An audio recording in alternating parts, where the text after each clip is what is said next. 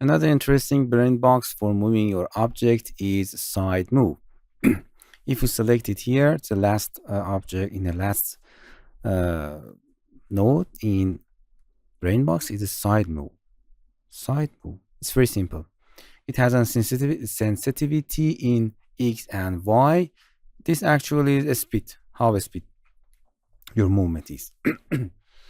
It's very simple. If you touching your screen or touching your tablet, if you dragging up your object going forward, dragging down your object going down, left or right, it's very simple.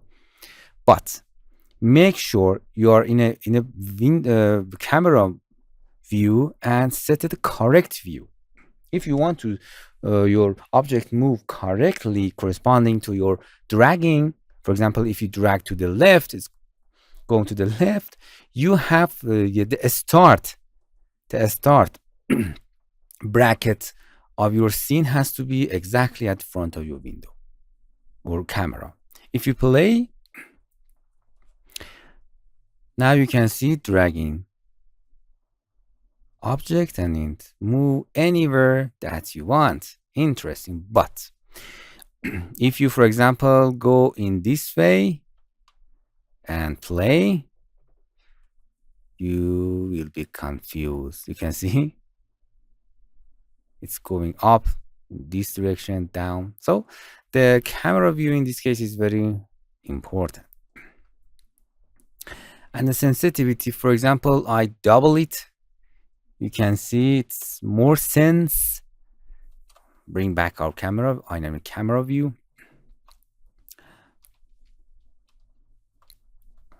And then again. Now it's more fast. So you can change it. If you go to the cube, it's at a touch move and it has lots of other settings. I will be explaining them when I reach to all of these nodes and explain them one by one to the ends.